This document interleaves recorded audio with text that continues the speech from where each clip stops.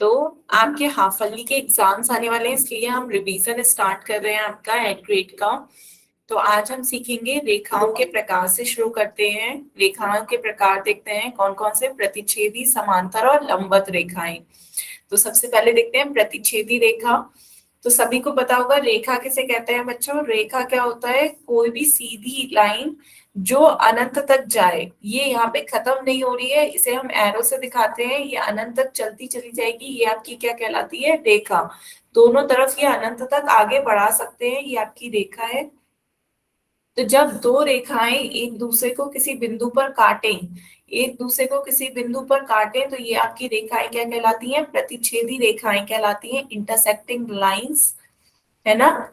ये हो गई आपकी प्रतिच्छेदी रेखा, इंटरसेक्टिंग लाइंस। और यदि वो कभी ना काटे, हम आगे बढ़ाते चले जाएं और वो कभी एक दूसरे को ना काटे, अनंत तक बढ़ाने पर भी वो ना काटे, तो वो रेखाएं कैसी कहलाती है, समांतर रेखाएं। कि जैसे ये दो रेखाएं हैं, इसे यदि हम अनंत तक बढ़ाते चले जाएं लेकिन ये कहीं पर भी एक दूसरे को प्रतिच्छेद ना करें, एक दूसरे को कहीं भी ना काटे, तो ये रेखाएं क्या कहलाती है, समांतर रेखाएं कहलाती हैं, पैरेलल लाइंस। क्लियर हुआ बच्चों। प्रतिच्छेदी जो एक बिंदु पर काटे, और समांतर जो कभी भी ना काटे, तो वो समांतर रेखाएं हो गई।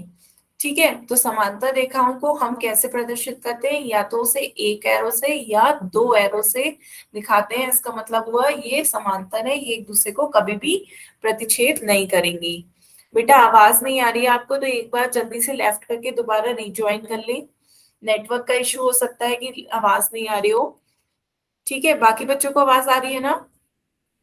Yes ma'am. ठीक है, तो आगे चलते हैं। अब जैसे आपका ये चतुर्भुज है, तो इसमें ये रेखा इसके समांतर है, क्योंकि दोनों में एक एक एरो है।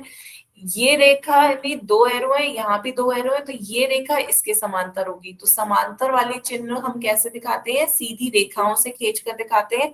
तो ए बी सी डी के समांतर है, तो A B is parallel to C D.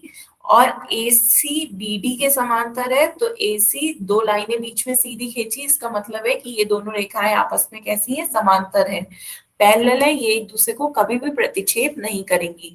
हम आगे और पीछे रेखाओं को कितना भी आगे पीछे खींच लें, वो कभी भी एक दूसरे को प्रतिच्छेद नहीं करेंगी। क्लियर हुआ बच्चों, बताएं। Yes ma'am. क्लियर है ना। तो अब उसके बाद हम देखते हैं लंबवत रेखाएं कैसी होती हैं। लंबवत रेखाएं कैसी होती हैं, जो बच्चों एक दूसरे को 90 डिग्री पर प्रतिच्छेद करें। प्रतिच्छेद तो करें, पर कितने डिग्री पर, 90 डिग्री पर प्रतिच्छेद करें, तो वो आपकी कैसी होती है, लंबवत रेखाएं होती हैं, परपेंडिकुलर लाइंस। क्लियर है। लंबवत रेखाएं परपेंडिकुलर लाइंस कहलाती हैं, जो एक दूसरे को 90 डिग्री पर प्रतिच्छेद करें। यहां तक बताएं, तीनों रेखाएं समझ में आई। जो एक दूसरे को प्रतिच्छेद करें वो प्रतिच्छेदी रेखाएं, जो कभी भी प्रतिच्छेद ना करें, एकदम सीधी हो, समांतर हो, वो समांतर रेखाएं, और जो एक दूसरे को 90 डिग्री पर प्रतिच्छेद करें वो लंबवत रेखाएं। यहां तक बताओ बच्चों, किसी को कोई डाउट। क्लियर है तीनों। Yes ma'am. ठीक है, ये क्लियर है। तो आगे चलते हैं बच्चों, अब आगे देखते हैं साइड्स और एंगल्स। साइड्स और एंगल्स क्या है, भुजाएं और कोण। ये जैसे आपका कोई भी चतुर्भुज है, तो इसकी ये सारी लाइंस क्या कहलाती हैं, भुजाएं। ये रेखाएं क्या कहलाती हैं, भुजाएं कहलाती हैं, हम इन्हें क्या कहते हैं, साइड्स। तो चतुर्भुज में जो भी लाइंस हो, ये आपका एक चतुर्भुज दिखाया जा रहा है ना, तो इनकी लाइंस को हम क्या कहते हैं, भुजाएं, साइड्स कहते हैं। और जब दो लाइंस कहीं पर मिलती हैं, तो एक कोण का निर्माण करती हैं। जैसे ये दो रेखाएं हैं, ये दो रेखाएं इस बिंदु पर मिल रही है, तो यहाँ पर ये क्या करेंगी, एक कोण का निर्माण करेंगी। ये एक कोण बना रही है, इसे हम कोण कहते हैं, एंगल। तो जब भी दो रेखाएं कहीं पर मिलती हैं, तो एक कोण का निर्माण करती है। क्लियर हुआ बच्चों। एंगल क्या हुआ, जब भी दो रेखाएं कहीं पर मिलेंगी एक कोण का निर्माण करेंगी। तो जो ये यहाँ पर ये दो रेखाएं मिल रही है, तो ये एक कोण हो गया, ये दो रेखाएं तो एक कोण, ये दो रेखाएं तो एक कोण, तो यहाँ पे चार भुजाएं हो गई और चार कोण हो गए। तो चतुर्भुज में क्या होती है, चार भुजाएं और चार कोण बना रहे हैं। क्लियर है, सभी को क्लियर हो रहा है बच्चों। चार भुजाएं और चार कोण, कोणों का निरूपण कैसे करते हैं, जैसे ये यहाँ पर एक कोण बन रहा है, किन किन भुजाओं को मिला के बन रहा है, ए ओ और ओ बी। दो रेखाएं हैं, एक एओ है और दूसरी ओ बी है, तो इसको मिला के बन रहा है, दोनों में ओ कॉमन है, ओ को हटा दे, ओ को बीच में रख दे, तो ये आपका एओ बी कहलाएगा। या आप दूसरे तरीके से कह दो कि बी ओ और ओ ए को मिला के बन रहा है, तो ओ को बीच में ओ कॉमन है, तो ये आपका क्या कहलाएगा, बी ओ ए। मतलब जिस बिंदु पर आपका कोण बन रहा है वो बिंदु हमेशा किस में रहेगा, बीच में। क्लियर हुआ? तो ये हम कोणों का निरूपण करते हैं। इस कोण को हम क्या लिख सकते हैं, एंगल एओ बी या एंगल बी ओ ए, बात एक ही है। सभी बच्चों को कोणों को निरूपण करना आया? Yes, ma'am. ठीक है, तो ये आपका कोणों का निरूपण था बच्चों। फिर उसके बाद आगे चलते हैं, कोणों में कौन कौन से कोण होते हैं ये देखते हैं बच्चों। टाइप्स ऑफ एंगल्स, तो कौन कौन से कोण होते हैं आपके, एक्यूट एंगल, न्यून कोण, समकोण, अधिक कोण, त्रिज्यकोण, प्रतिवर्ती कोण और संपूर्ण कोण, है ना। तो एक बार जल्दी से देखते हैं ये कौन कौन से कोण होते हैं। न्यून कोण क्या होता है बच्चों, 90 डिग्री से कम कोण को हम क्या कहते हैं, न्यून कोण कहते हैं। जो 90 डिग्री से कम बनता है ये आपका एंगल, इस नीचे से यदि सीधी रेखा है तो ये आपका 90 डिग्री होगा, है ना। तो 90 डिग्री से कम कोई भी कोण हो तो वो आपका क्या होगा, न्यून कोण। तो यहाँ ये पूरे एंगल, यहाँ पे जो भी कोण बनेगा वो आपका कैसा कहलाएगा, न्यून कोण कहलाएगा। एक्यूट एंगल, आप देखिए इस घड़ी में 2 बज रहे हैं, तो 2 बज रहे हैं तो क्या बन रहा है, ये एक न्यून कोण बन रहा है। क्यों? क्योंकि यदि 90 डिग्री कम बनता, जब एक 12 पे सुई होती, एक 3 पे, तब आपका 90 डिग्री बनता। तो 90 डिग्री से कम जो भी कोण बनना होगा वो आपका क्या कहलाएगा, न्यून कोण। तो ये आपका न्यून कोण है। और यदि 90 डिग्री कब बजा होगा, 3 बजे, तो 3 बजे आपका ये क्या बन रहा है, 90 डिग्री कोण बन रहा है। तो 90 डिग्री को हम क्या कहते हैं, समकोण। बच्चों समकोण राइट एंगल कितने डिग्री का होता है, 90 डिग्री का। और 90 डिग्री से कम कोण को हम क्या कहते हैं, एक्यूट एंगल या न्यून कोण। इसके बाद आते हैं किस पे, अधिक कोण पे। अधिक कोण कौन से होते हैं, जो 90 डिग्री से ज्यादा और 180 डिग्री से कम बन रहा हो, वो आपका क्या कहलाता है, अधिक कोण, ऑब्ट्यूस एंगल। साथ साथ बच्चों चाहो तो नोट कर सकते हो, नोट करते चलो, कुछ भी आपको लग रहा है तो साथ साथ नोट करते चले। सभी बच्चे नोट करें। 90 डिग्री से कम वाले कोण आपके क्या कहलाएंगे, न्यून कोण। 90 डिग्री पर समकोण, 90 डिग्री से ज्यादा और 180 डिग्री से कम आपके क्या कहलाएंगे, अधिक कोण। ठीक है, तो यहाँ पर देखिए 3 जब बज रहे थे तब आपका ये 90 डिग्री था, और जब पूरी सीधी रेखा होगी तब आपका 180 डिग्री कोण बनेगा। तो 90 डिग्री से ज्यादा और 180 डिग्री से कम हो तब आपका क्या बनता है, अधिक कोण। तो यहाँ पे 5 बज रहे हैं तो ये पूरा कोण आपका क्या बना रहा है, अधिक कोण बना रहा है। क्लियर है सभी बच्चे? कहीं पे भी किसी को कुछ समझ नहीं आए तो आप पूछ सकते हो बच्चों, किसी को कोई भी डाउट हो तो पूछ लो। 5 बजा रहे हैं तो ये आपका कोण कैसा है, 90 डिग्री से ज्यादा है और 180 डिग्री से कम है। क्योंकि 90 डिग्री 3 पर, छोटी सुई 3 पर होती तो 90 डिग्री बन रहा था, छोटी सुई 6 पे आएगी तो 180 डिग्री बनेगा। तो इसके बीच में है तो ये आपका क्या बना रहा है, अधिक कोण। जब पूरा पूरा सीधी रेखा बन जाएगी तो ये आपका कोण कितना हो जाएगा, 180 डिग्री। 180 डिग्री जब कोई एंगल 180 डिग्री बनाए तब आपका इससे क्या कहते हैं, ऋजु कोण। सीधी रेखा बनाए स्ट्रेट एंगल कहलाता है ऋजु कोण 180 डिग्री। क्लियर? ठीक है, फिर उसके बाद आते हैं प्रतिवर्ती कोण पे। प्रतिवर्ती कोण कौन सा होता है बच्चों, जब कोण 180 डिग्री से ज्यादा हो और 360 डिग्री से कम हो, वो आपका क्या कहलाता है, प्रतिवर्ती कोण कहलाता है। ठीक है, तो यहाँ पर देखो आपका 180 से ज्यादा है पर 360 से कम है, तो ये आपका क्या कहलाया, पूरा प्रतिवर्ती कोण। तो प्रतिवर्ती कोण आपके होते हैं 180 डिग्री से ज्यादा हो और 360 डिग्री से कम हो, वो आपका प्रतिवर्ती कोण है। ठीक है, और संपूर्ण कोण कब कहलाता है, जब पूरा 360 डिग्री हो जाए तब आपका वो क्या, पूरा घूमा है। पूरा घूमा है तो ये आपका क्या हो गया, संपूर्ण कोण। जब ये घड़ी पूरी एक घूम ले तो संपूर्ण कोण। तो एक बार जल्दी से सभी बच्चे रिवाइज करते हैं सारे कोणों के बारे में, एक उस पे बना लेते हैं बच्चों। ये आपका क्या है, 0 डिग्री, यहाँ पर आपका 0 डिग्री है, ये आपका क्या है, 90 डिग्री है। फिर जब सीधी रेखा हो जाती है तो 180 डिग्री, फिर पूरा घूम के यहीं पे आ जाए तो ये आपका क्या हो जाता है 360 डिग्री, है ना। तो सबसे पहले हमने क्या पढ़ा था, सबसे पहले हमने पढ़ा था न्यून कोण के बारे में, 0 डिग्री से ज्यादा और 90 डिग्री से कम हो तो ये आपका क्या कहलाता है, न्यून कोण। एक्यूट एंगल न्यून कोण होता है। फिर उसके बाद 90 डिग्री पे आपका क्या बनाता है, समकोण। ये आपका 90 डिग्री पे समकोण बनता है। उसके बाद आपका यहाँ पर 90 डिग्री से ज्यादा और 180 डिग्री से कम, ये आपका क्या कहलाता है, अधिक कोण। क्या कहलाता है, अधिक कोण, ऑब्ट्यूस एंगल। फिर उसके बाद 180 डिग्री पे क्या कहलाता है, ऋजु कोण, है ना। ये आपका ऋजु कोण कहलाता है। उसके बाद बच्चों नीचे आपका क्या है, 180 डिग्री से ज्यादा और 360 से कम, ये पूरा आपका क्या कहलाता है, प्रतिवर्ती कोण। बताएं बच्चों, किसी को कोई इसमें डिफिकल्टी, कोई डाउट। ये आपका क्या कहलाएगा, प्रतिवर्ती कोण। और 360 डिग्री पर आपका क्या कहलाएगा, संपूर्ण कोण, है ना, संपूर्ण कोण। तो किसी को यहाँ पर कोई डिफिकल्टी हो बताएं बच्चे, माइक ऑन करके या मैसेज में पूछ सकते हैं, सभी को मैम क्लियर। ठीक है, तो एक क्वेश्चन पूछो इस पे। सभी बच्चे एक क्वेश्चन का आंसर देंगे ध्यान से, इनमें से कौन सा प्रतिवर्ती कोण नहीं है।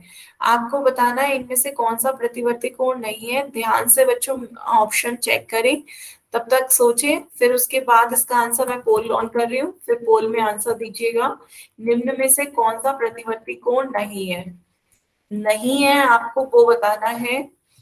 अब बच्चों पोल खुल चुका है, आप इसका आंसर पोल में दें, कौन सा प्रतिवर्ती कोण नहीं है।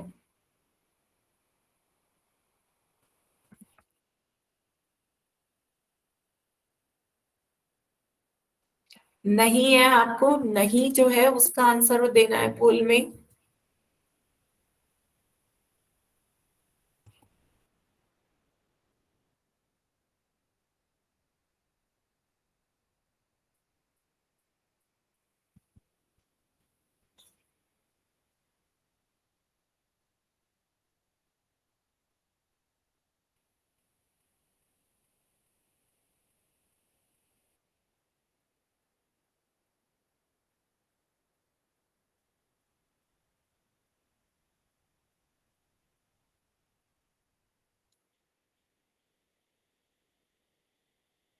सभी बच्चे इसका आंसर पोल में दें।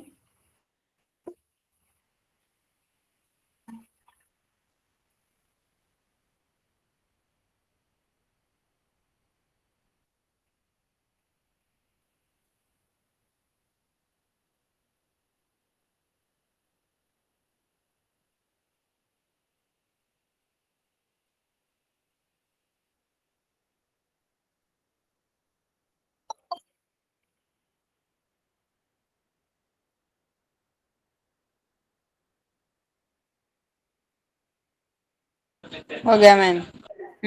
अभी आधे ही बच्चों के आए हैं, सभी बच्चे इसका आंसर दें पोल में।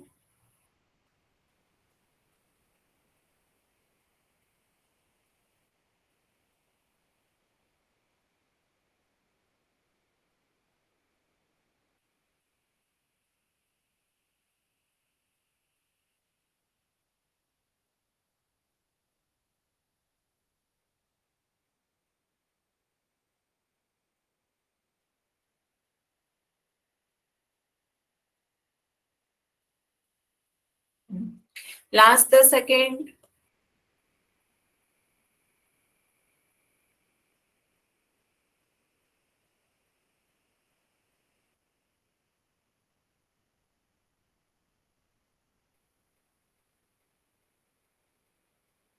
बच्चों सारे ही ऑप्शंस में आपने टिक लगाए हैं, कोई एक ही आंसर जबकि सही था। देखते हैं क्या था बच्चों। सबसे पहले आपको पता होना चाहिए प्रतिवर्ती कोण कौन से होते हैं। प्रतिवर्ती कोण अभी हमने देखे थे वो कोण जिनका मान 180 डिग्री से ज्यादा और 360 से कम हो, है ना। ये आपके प्रतिवर्ती कोण होते हैं, 180 से ज्यादा, 360 से कम। लेकिन एक ऑप्शन देखिए यहाँ पे आपका क्या है, 219 है, तो 269 है, 181 है, ये सब इस रेंज में आ गए। लेकिन 179 किधर आएगा? 179 180 से पहले आता है ऊपर। तो 179 आपका अधिक कोण होगा, प्रतिवर्ती कोण नहीं होगा। तो ऑप्शन डी आपका प्रतिवर्ती कोण नहीं है। चलो बच्चों क्लियर हुआ? आपसे पूछा जा रहा था वो कोण बताना है जो प्रतिवर्ती कोण नहीं है। तो प्रतिवर्ती कोण कौन सा? मैम एक और पूछ दिला 179 नहीं है, बाकी सभी कोण 160 से ज्यादा और 360 से कम है। क्लियर? बताएं। मैम। ठीक है, तो ऑप्शन डी इसका सही आंसर है। चलिए एक क्वेश्चन और करते हैं। बहुत सिंपल सा क्वेश्चन है, सभी बच्चे इसका आंसर दें। नीचे किस प्रकार का कोण दिखाया गया है? जल्दी से इसका आंसर सभी बच्चे पोल में दें, बहुत सिंपल सा है, इसमें गलती मत करिएगा।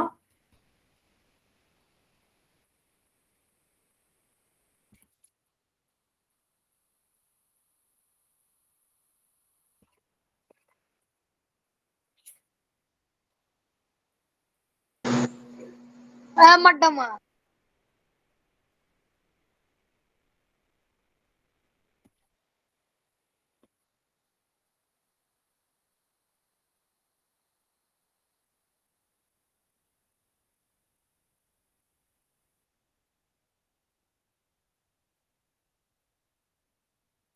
बच्चों इतने सिंपल सवाल में गलती नहीं होनी चाहिए, ध्यान से दें आंसर सभी।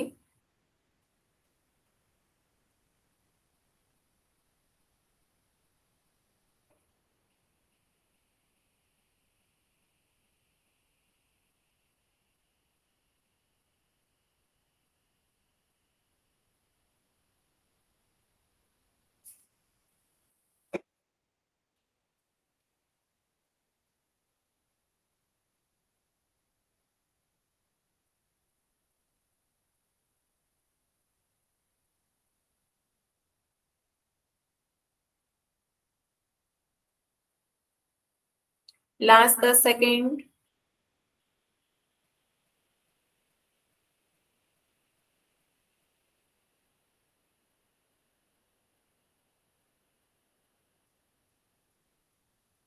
चलिए बच्चों अब देखते हैं इसका आंसर क्या होगा। इसमें भी काफी बच्चों ने गलत आंसर दिए, जबकि बच्चों क्या दिखा रखा है, ये आपको एक चित्र दिखा रखा है। इस चित्र में बीच का कोण कितना है? 90 डिग्री। दोनों लाइन जो है वो 90 डिग्री का कोण बनाते हैं, और हमें पता है कि 90 डिग्री का कोण क्या कहलाता है? जब दो रेखाएं 90 डिग्री का कोण बनाती हैं तो वो समकोण कहलाता है। क्या कहलाता है? समकोण, राइट एंगल। तो आपका ऑप्शन बी सही होगा। तो जिन बच्चों ने न्यून कोण लगाया है वो समझ लें न्यून कोण कौन सा होता है? जो 90 डिग्री से कम, 90 डिग्री से कम कोण बनाते हैं, 0 डिग्री से ज्यादा, तो आपका न्यून कोण होता है। पूरा 90 डिग्री बना रहा है तो वो आपका क्या कहलाएगा? समकोण, राइट एंगल कहलाएगा। क्लियर है? बताएं बच्चों, किसी को कोई डाउट?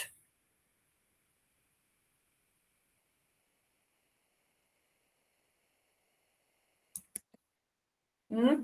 तो आगे चलते हैं बच्चों, ये आपका समकोण हुआ। एक क्वेश्चन और देखते हैं, इसका बताएं ये कौन सा कोण बना रहा है? जल्दी से पोल में बताएं ये कोण कौन सा बन रहा है? निम्न जो चित्र में दिखाया गया किस प्रकार का कोण है?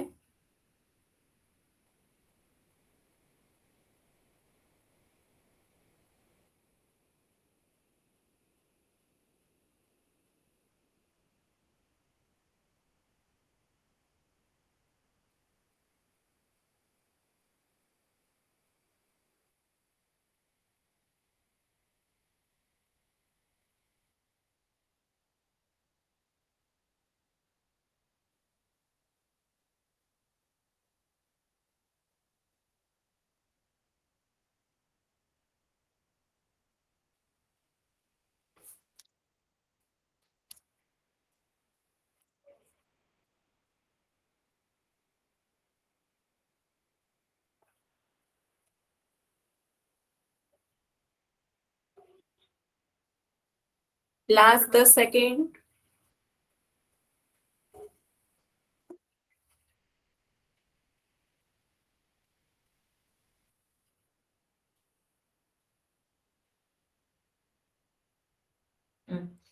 तो चलिए बच्चों अब आंसर देखते हैं इसका।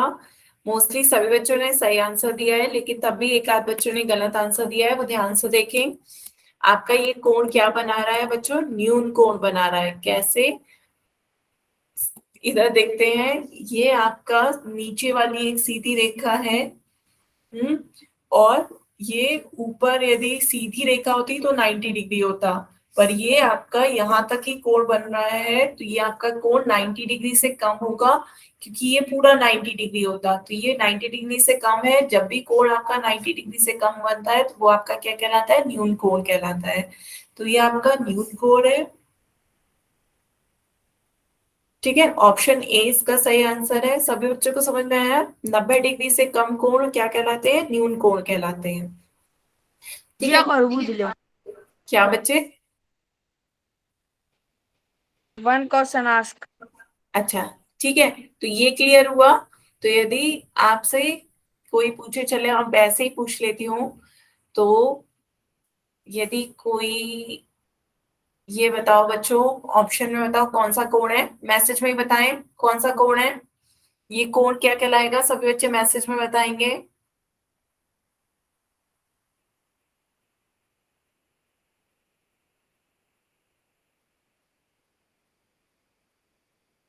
हम्म 180 डिग्री तो है, पर कोण को क्या कहेंगे?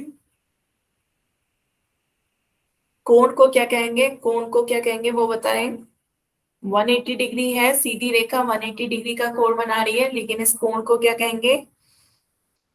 पूर्ण कोण तो नहीं, ऋजु कोण। हाँ, ऋजु कोण। ये बिल्कुल सही हुआ, ये क्या कहलाता है? ऋजु कोण कहलाता है ना। 150 डिग्री नहीं है बेटा, 180 डिग्री है। ये ऋजु कोण कहलाता है, स्ट्रेट एंगल। क्लियर है? ठीक है, ऋजु कोण है। तो अब आगे चलते हैं, सभी को क्लियर हुआ? तो अब ये देखते हैं पूरक और संपूरक कोण। ठीक है, पूरक जो आपने एक ने कहा था पूर्ण कोण, वो पूरक और संपूरक क्या होते हैं एक बार देखते हैं।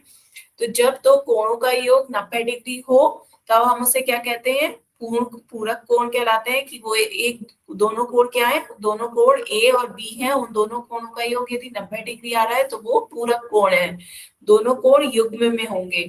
तो ए और बी कैसे कोण है? एक दूसरे के पूरक कोण है ना।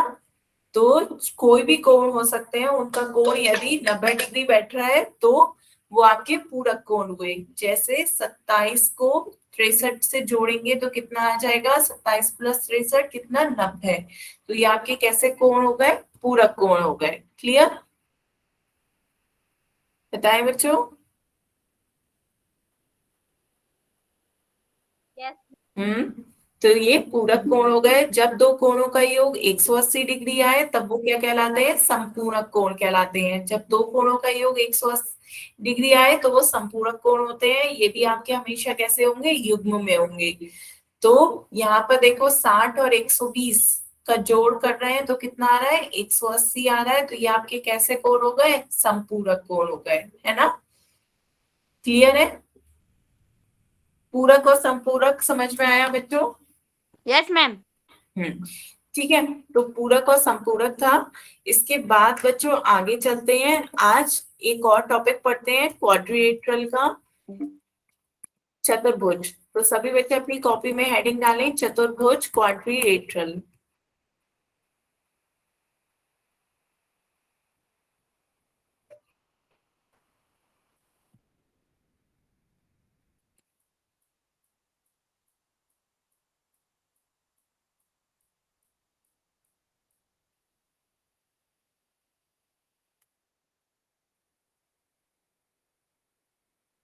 डालिए बच्चों। तो चतुर्भुज कितने प्रकार के देखते हैं। पहले चतुर्भुज का देखते हैं क्या है। चतुर्भुज की डेफिनेशन देखते हैं। चतुर्भुज जो भी चार भुजाओं से मिलकर बना हो उसे चतुर्भुज कहते हैं। तो इसमें चार भुजाएं होती है और चार ही कोण होते हैं। कोण भी कितने होंगे? चार। तो चार भुजाएं और चार कोण मिलकर के क्या बनाते हैं? चतुर्भुज। ठीक है, तो ये आपका चतुर्भुज है। इसमें देखो चार भुजाओं से घिरे समतल क्षेत्र को हम क्या कहते हैं? चतुर्भुज कहते हैं। चतुर्भुज में चार भुजाएं और चार कोण होते हैं। क्लियर हुआ बच्चों? बताएं बच्चों।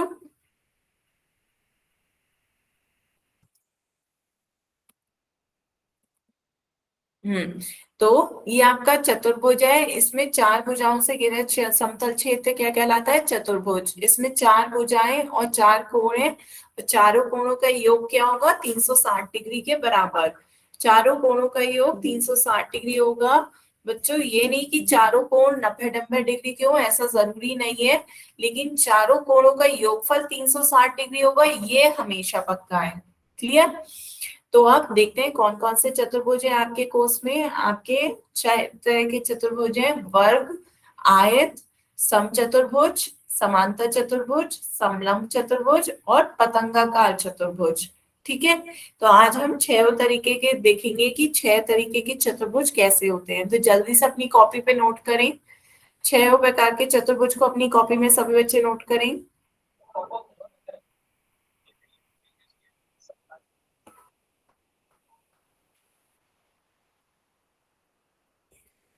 वर्ग, आयत, समचतुर्भुज, समांतर चतुर्भुज, समलंब चतुर्भुज और पतंगाकार चतुर्भुज। ठीक है, सभी बच्चे नोट करें।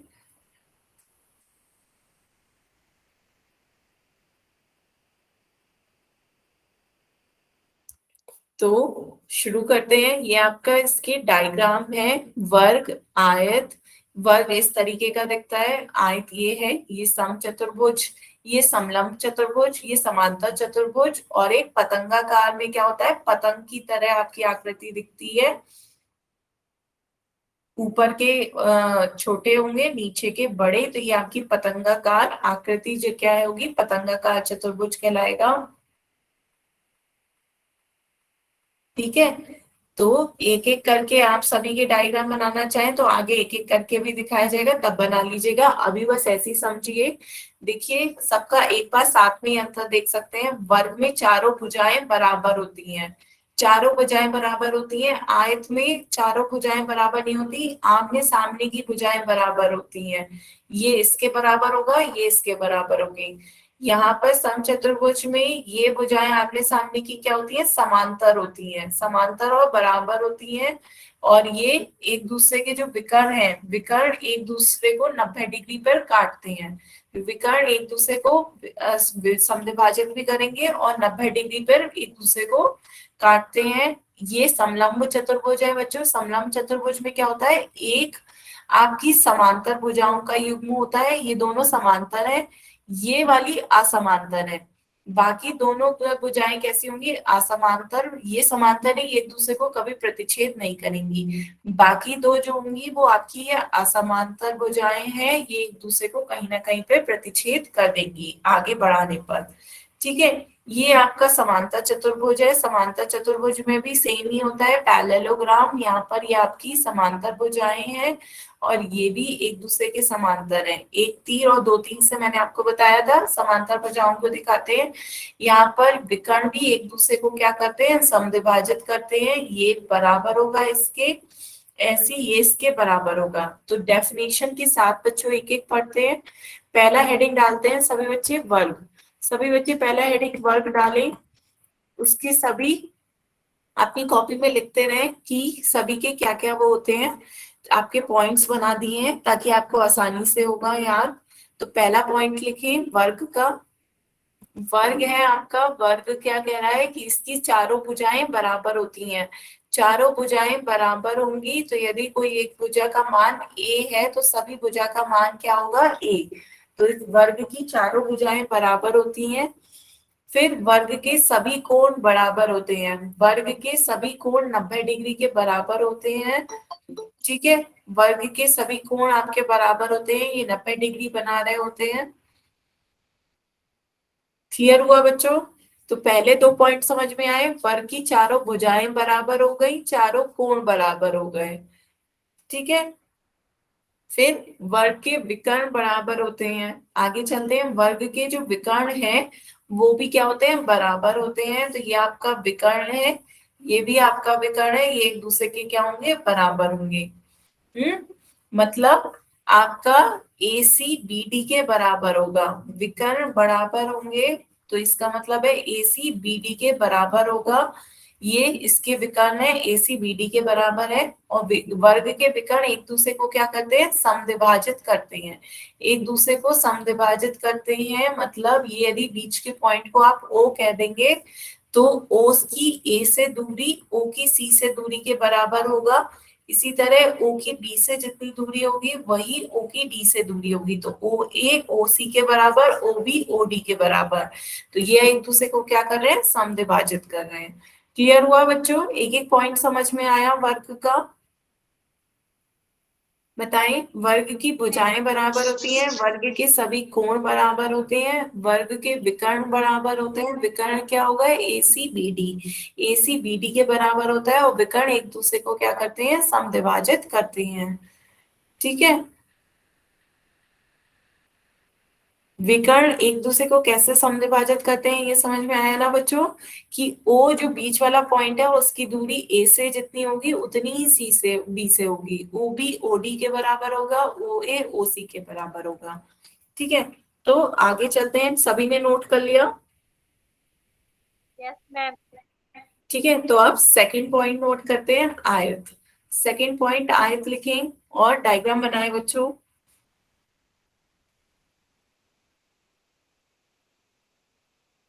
आयत रेक्टेंगल,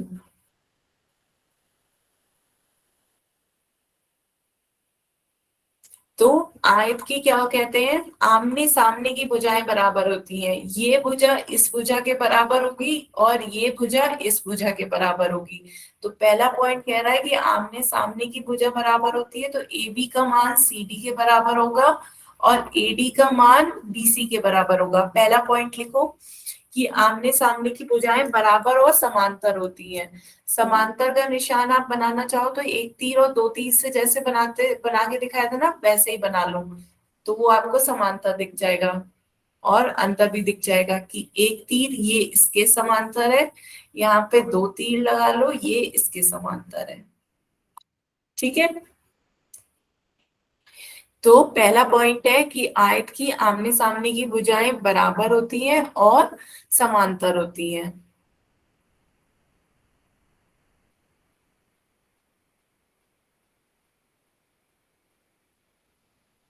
सभी को समझ में आ गया ये पॉइंट? ठीक है, तो सेकंड पॉइंट देखते हैं, आयत के सभी कोण बराबर होते हैं, तो ये आयत है, इसके सभी कोण भी क्या होंगे, 90 डिग्री के बराबर। इसके भी सभी कोण 90 डिग्री होते हैं, ये भी 90 डिग्री। तो आयत के सभी कोण बराबर होते हैं, 90 डिग्री बना रहे हैं, और आयत के विकर्ण बराबर होते हैं। तो ये आयत के विकर्ण का फॉर्मूला है, सभी बच्चे पहले आयत के विकर्ण का फॉर्मूला लिखिए। और विकर्ण बराबर होते हैं, इसका मतलब क्या हो गया, AC BD के बराबर होगा। AC और BD की लंबाई बराबर होगी, ये इसके विकर्ण है, AC BD के क्या होगा, बराबर।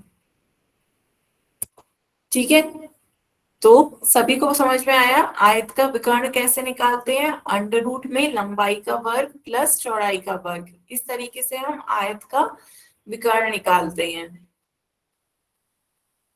ठीक है, नोट करिए बच्चों, और दोनों विकर्ण की लंबाई बराबर होती है, तो AC BD के बराबर होगा। विकर्ण कैसा होते मिलते हैं, डायगोनल, आमने सामने के बिंदुओं को, चतुर्भुज में आमने सामने के बिंदुओं को मिलाने पर हमें विकर्ण मिलता है, उसे हम विकर्ण कहते हैं, डायगोनल। तो आगे चलते हैं, एक विकर्ण देखते हैं बच्चों, निकाल के बताइएगा। एक आयत बनाइए पहले,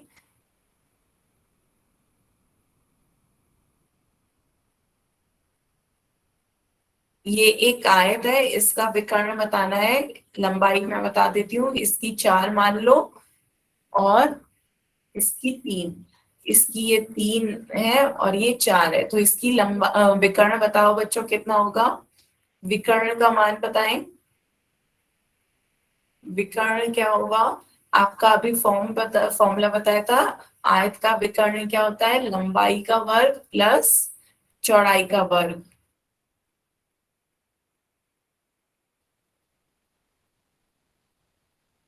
में रख के जल्दी से मुझे विकर्ण बताएं।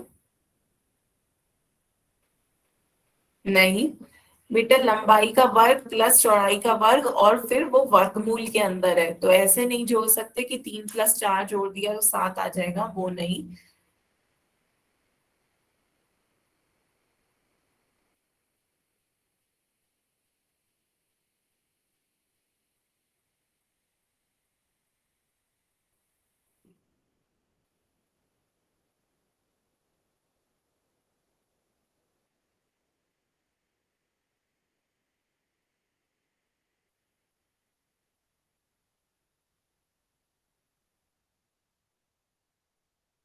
नहीं, 14 भी नहीं। बेटा बताया ना मैंने, लंबाई क्या है आपकी, यहाँ पे एक 3 दे रखी है, एक 4। तो यहाँ पर आप 4 का वर्ग करोगे प्लस 3 का वर्ग। पहले सॉल्व करके बताओ, फिर उसका वर्गमूल निकाल के बताओ कितना आएगा। 4 का वर्ग कितना होता है?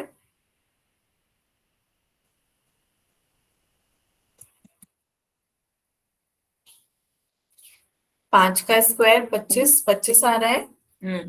तो बिल्कुल सही आ रहा है। तो आपका क्या आ रहा है, ये 4 का वर्ग आ जाएगा 16, और 9 का 3 का वर्ग 9। तो 16 प्लस 9 कितना हो गया, 25। और 25 का वर्गमूल कितना होता है बच्चों, 5। 25 का वर्गमूल आपका कितना आ जाता है, 5। तो आपका विकर्ण की लंबाई कितनी आ जाएगी, 5। ये आपके विकर्ण की लंबाई कितनी हो जाएगी, 5। सभी बच्चों को निकालना आया, विकर्ण की लंबाई निकालनी आई, जल्दी से नोट करें, जल्दी से नोट करें। इस तरीके से आप आयत की क्या निकालते हैं, विकर्ण की लंबाई, विकर्ण निकालते हैं अंडर रूट में लंबाई का वर्ग प्लस चौड़ाई का वर्ग।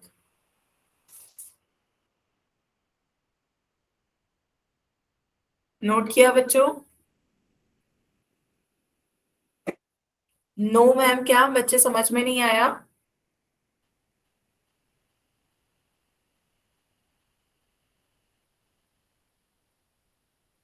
मैम दोबारा समझा दो। ठीक है, दोबारा समझाया बच्चे। तो जैसे ये आपका एक आयत है, तो आयत का हमसे पूछा जा रहा है विकर्ण की लंबाई निकालनी है, विकर्ण की क्या होगी, AC का मान पूछा जा रहा है कि AC का मान क्या होगा। तो हमें कैसे करते हैं कि AC का मान निकालने के लिए हम अंडर रूट में AB की जितना मान होगा उसका स्क्वायर प्लस BC का स्क्वायर, ऐसे करते हैं। तो AB हमें दे रखा है 4, तो 4 का वर्ग हो जाएगा। और BC हमें कितना दे रखा है, 3, तो 3 का वर्ग। अब 4 का वर्ग बच्चों कितना होता है, 4 का वर्ग मतलब 4 का घात 2 का मतलब 4 की 4 से गुणा करनी है। तो 4 की 4 से गुणा करेंगे कितना आ जाएगा, 16। 4 की 4 से गुणा करते हैं तो 16, इसी तरह 3 की 3 से गुणा करेंगे कितना आ जाएगा, 9। तो 3 3 9, 4 4 16, तो 16 में 9 जोड़ देंगे कितना हो जाएगा, 25। तो ये आपका आ गया अंडर रूट 25। और 25 का वर्गमूल कितना हो जाएगा, 25 को हम क्या कर सकते हैं, 25 का मतलब 5 गुणा 5, 5 गुणा 5 25 होता है। तो ये आपका वर्गमूल का चिन्ह होता है। वर्गमूल का मतलब क्या होता है कि इसका मतलब घात क्या है, 1/2। तो यदि अंदर किसी संख्या, कोई संख्या 2 बार आ रही है, तो इस चिन्ह के बाहर केवल एक ही बार आ पाएगी। तो यहाँ 2 2 का एक जोड़ा बनाया, तो इस जोड़े में से केवल एक ही संख्या बाहर आ पाएगी। तो कितनी आ गई, 5। तो आपकी AC का मान कितना आ गया, 5। A से C तक का मान आपका कितना आ गया, 5। बताओ बच्चों, अब समझ में आया, क्लियर हुआ? बताएं, अजित कुमार के नाम से जिस बच्चे ने ज्वाइन किया है, बताएं। अभी भी कोई डाउट हो तो पूछें। आ गया बच्चे? तो एक बार फिर से करते हैं, एक क्वेश्चन और देती हूँ मैं, जल्दी से इसका सॉल्व करके बताएं फिर कितना आएगा। अब की बार इस आयत का ये वाली संख्या मैं दे देती हूँ 8, और ये 6। तब मुझे बताएं कि AC का मान कितना होगा। AC का मान बताएं, विकर्ण का मान, विकर्ण AC का मान अब की बार कितना आएगा, AC की वैल्यू कितनी आएगी।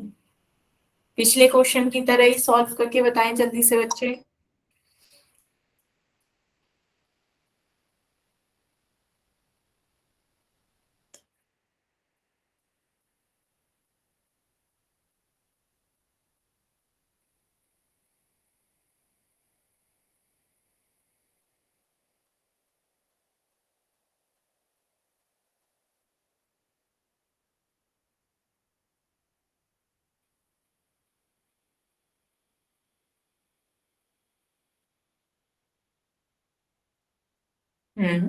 सभी बच्चे बताएं, बिल्कुल। हम्म सभी का आ रहा है।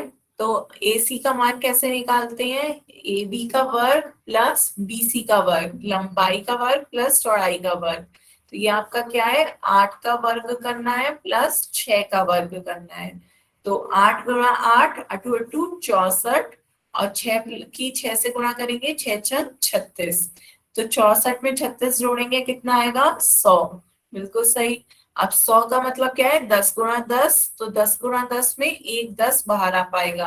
अंडर रूट 100 का मतलब क्या हो गया, 100 का वर्गमूल आपका 10 गुणा 10, 10 अंदर दो संख्या आ रही है तो एक ही संख्या बाहर आ पाएगी, तो आपका क्या आ गया 10। तो ये आपका AC का मान कितना हो गया, 10। क्लियर। 110 कैसे लिखा बच्चे, इनमें हो गया होगा 10 का स्क्वायर, मतलब आपका AC का मान कितना आ गया, 10। तो इस तरीके से हम विकर्ण की लंबाई निकालते हैं। आगे चले बच्चों, अब वर्ग और आयत समझ में आया। आयत आपका क्या था, आयत के विकर्ण बराबर होते हैं, सभी कोण बराबर होते हैं और आमने सामने की भुजाएं बराबर और समांतर होती हैं, है ना। तो ये आपका है आयत। अब इसके बाद आगे चलते हैं, तीसरे नंबर पे अब देखते हैं समचतुर्भुज। सभी बच्चे अपनी कॉपी में हेडिंग डालें, समचतुर्भुज, रोम्बस, और ये डायग्राम बनाएं। ये रोम्बस है, समचतुर्भुज। इसके भी 3 पॉइंट्स हैं, तीनों पॉइंट्स लिखने हैं बच्चों। समचतुर्भुज की क्या होती है, सभी भुजाएं बराबर होती हैं। यहाँ पे भी सभी भुजाएं बराबर होंगी, और आपको दिख भी रहा है बराबर होने के साथ साथ क्या है, समांतर है। आमने सामने की भुजा समांतर है।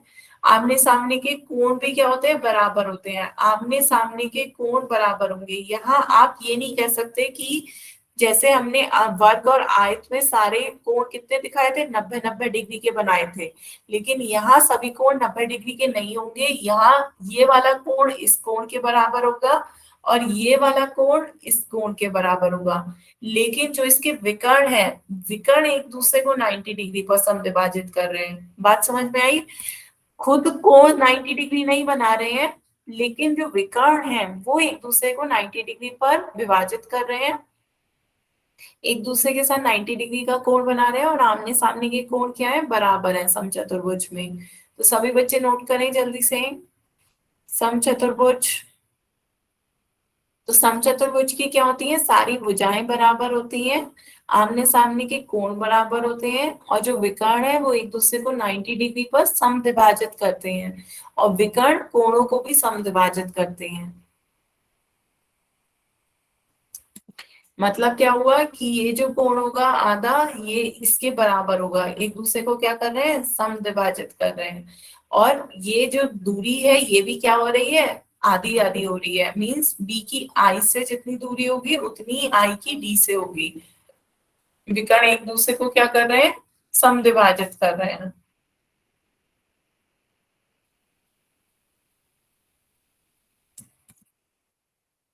नोट किया बच्चों। Yes, ma'am. सभी को समझ में आया। समचतुर्भुज रोम्बस, रोम्बस में सभी भुजाएं बराबर हैं, सभी भुजाओं का मान सेम होगा, सभी भुजाएं ए होंगी, और पर कोण सभी के 90 डिग्री नहीं होंगे, कोण सभी के आमने सामने के कोण बराबर होंगे, और कोण एक दूसरे को 90 डिग्री पर काट रहे होंगे। ठीक है, तो आगे चलते हैं। नेक्स्ट फोर्थ हेडिंग डालो बच्चों, समलंब चतुर्भुज। समलंब चतुर्भुज, ट्रेपेजियम।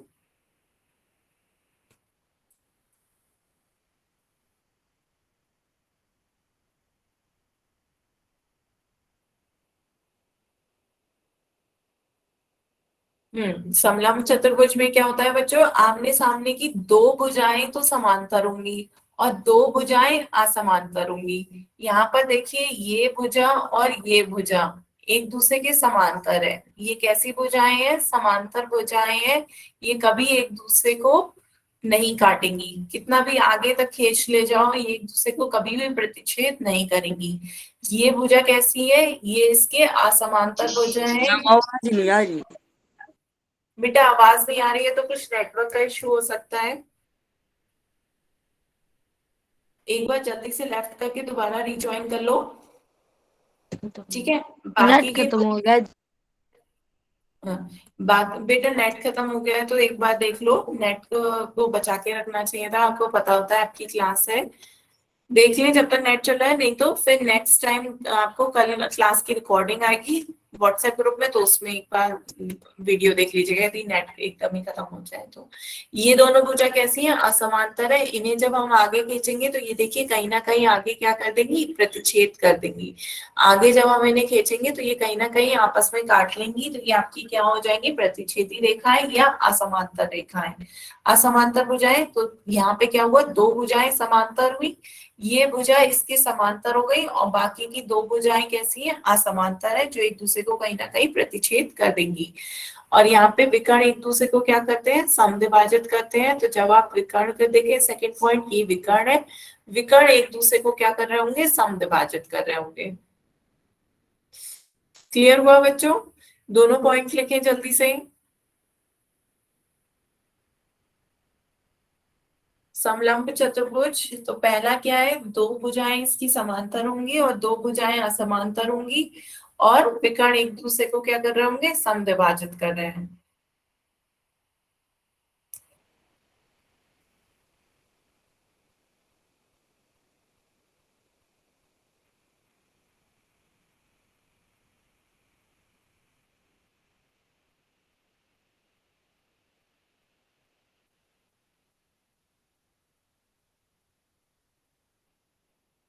कर लिया नोट बच्चों।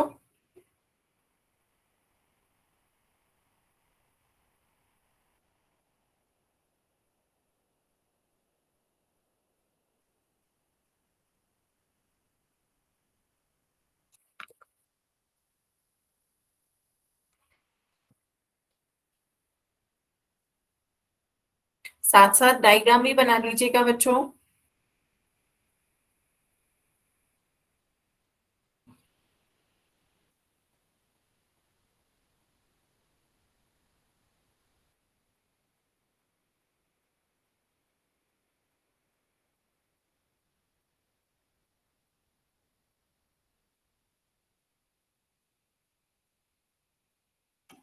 किसी को कोई डाउट बताएं।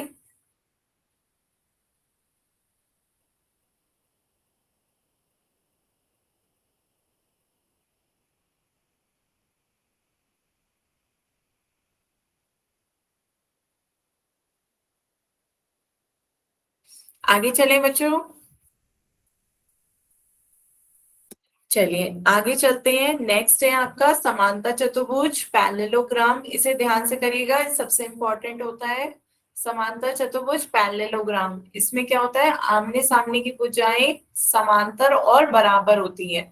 यहाँ देखिए आमने सामने की भुजाएं ये समांतर है, समांतर का चिन्ह एक एक तीर से बनाया, तो वो एक दूसरे के समांतर है और बराबर है। तो पहला पॉइंट क्या कह रहा है आपका, कि ए बी जो है वो पैरेलल है सी डी के। तो ये समांतर है, ये आपका सी और ये आपका डी है, तो ये इसके समांतर भी है और बराबर भी है। ए बी सी डी के बराबर है। इसी तरह दूसरा युग्म आपका क्या है, कौन सा, ए डी बी सी के पैरेलल है और बराबर है। तो आमने सामने की भुजाएं क्या है, समांतर है और बराबर है।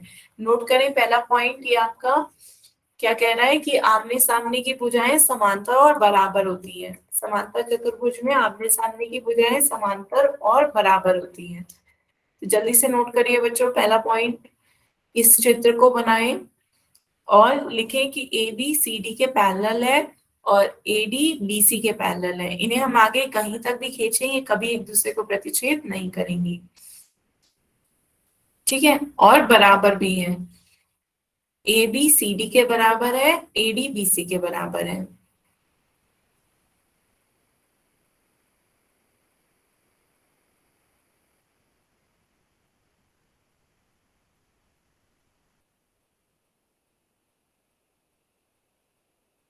क्लियर हुआ बच्चों। फिर दूसरा पॉइंट देखते हैं। दूसरा पॉइंट यह है, आमने सामने के कोण बराबर होते हैं। आमने सामने के कोण बराबर होते हैं, ये कोण इसके बराबर होगा और ये कोण इसके बराबर होगा। आमने सामने के कोण बराबर है। फिर उसके बाद तीसरा पॉइंट देखते हैं। तीसरा पॉइंट क्या है, विकर्ण एक दूसरे को समद्विभाजित करते हैं। विकर्ण, ये विकर्ण है आपके ए सी और बी डी, दोनों विकर्ण है, एक दूसरे को ई पर समद्विभाजित कर रहे हैं। तो समद्विभाजित कर रहे हैं, तो यहाँ पे देखिए ये दूरी इसके बराबर होगी, ये दूरी इसके बराबर है। तो मतलब क्या हुआ, ई यदि आपका बीच का पॉइंट है तो ई की डी से जितनी दूरी है वही ई की बी से दूरी है।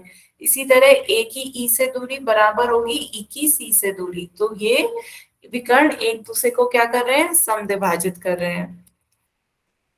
क्लियर हुआ बच्चों? तीनों पॉइंट नोट करें।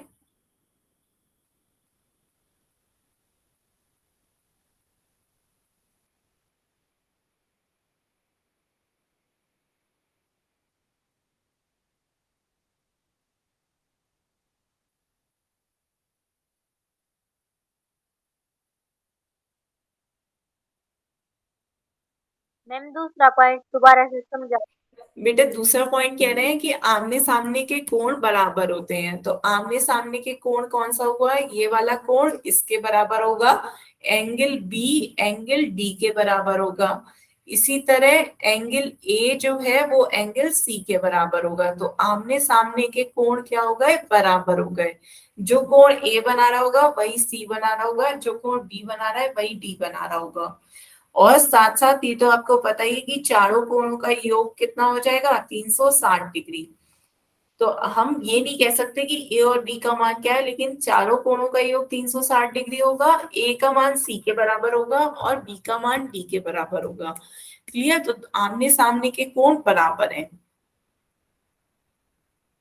जैसे आप कोई भी ऐसा युग्म ले लें, आगे देखते हैं। पैरेलल लेते हैं ये,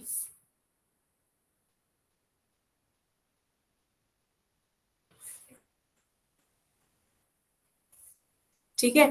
तो अब जैसे एक कोण ये बना रहा है, ये कोण आपका बन रहा है ए बी सी और डी।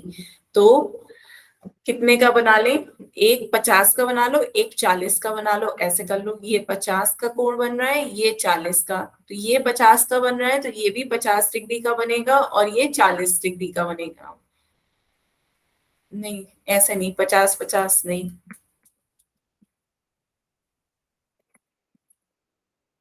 ये आपका मान लो 120 का है, ये 60 का है ना? तो ये आपका 120 का बनेगा और ये 60 का बनेगा। तो आमने सामने के कोण बराबर हो गए। एंगल ए का मान एंगल सी के बराबर है, दोनों का मान क्या है, 120 डिग्री। इसी तरह एंगल बी का मान एंगल डी के बराबर है, दोनों का मान कितना है, 60 डिग्री। और जब हम चारों कोणों का योग कर रहे हैं, angle A plus angle B plus angle C plus angle D, तो आपका कितना आ रहा है मान, सभी को जोड़ो तो 360 डिग्री आ जाएगा। जोड़ के देख लो, 120 प्लस 60 प्लस 120 प्लस 60 कितना हो जाएगा, ये आपका 180 प्लस 180 कितना हो जाएगा, 360, है ना? तो ये आपके चारों कोणों का योग 360 आ रहा है और आमने सामने के कोण क्या हो गए, बराबर हो गए। क्लियर हुआ बच्चे? अब बताएं। ठीक है, तो सभी ने पॉइंट समझ में आए तीनों? ये आपका समांतर चतुर्भुज के पॉइंट्स है तीनों, तीनों सभी बच्चे नोट करें।